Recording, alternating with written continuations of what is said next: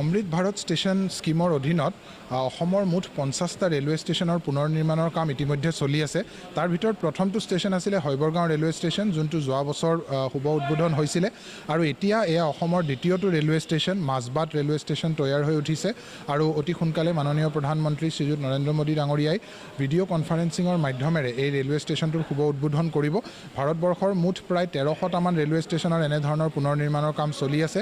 তাৰ ভিতৰত মুঠ 75টা ৰেলৱে ষ্টেচন মাননীয় প্ৰধানমন্ত্ৰী ডাঙৰীয়াই শুভ উদ্বোধন কৰিব। আৰু আমাৰ বাবে সুখৰ খবৰ যে মাজবাট ৰেলৱে ষ্টেচনো এই 75টা ৰেলৱে ষ্টেচনৰ মাজত অন্তৰ্ভুক্ত আছে। প্ৰায় 10 কোটি টকা ব্যয়েৰে এই ৰেলৱে ষ্টেচনৰ পুনৰ নিৰ্মাণৰ কাম সম্পূৰ্ণ কৰা হৈছে।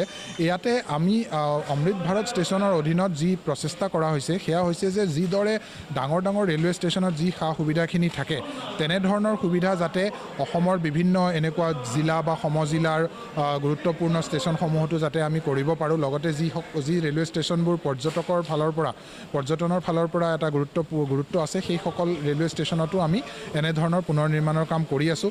ইয়াতে আমি যদি চাওঁ যে ৰেলৱে ষ্টেচনত সোমোৱাৰ পৰা আৰম্ভ কৰি এণ্ট্ৰি গেট আৰু লগতে বহল ৰাস্তা আৰু ডেডিকেটেড এণ্ট্ৰি এক্সিট পথ যাতে গাড়ী এখন এফালেদি সোমাই আনফালেদি ওলাই যাব পাৰে।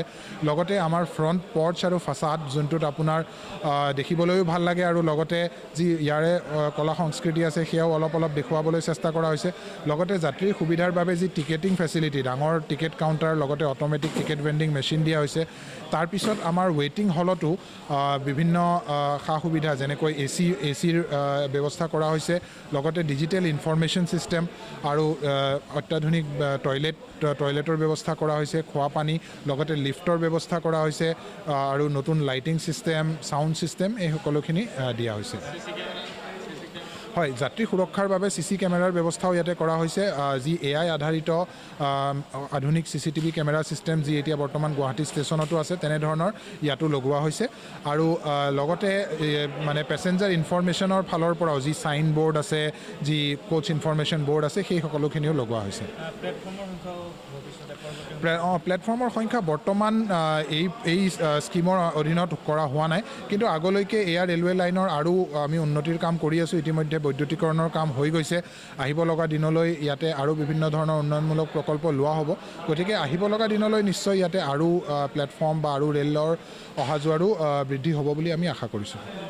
হয়, এই ক্ষেত্ৰত মই এইটো ক'ব বিচাৰোঁ যে যোৱা বছৰ 2025-26ত অসমৰ বিভিন্ন ঠাইত প্ৰায় 250টামান নতুন ষ্টপেজ দিয়া হৈছিলে। বহুকেইটা ৰেলৱে ষ্টেচন ধৰক নলবাৰীয়ে হওক বা কেন্দুকণা হওক, বাইহাটা হওক, এনেকুৱা বিভিন্ন ষ্টেচনত দিয়া হৈছে।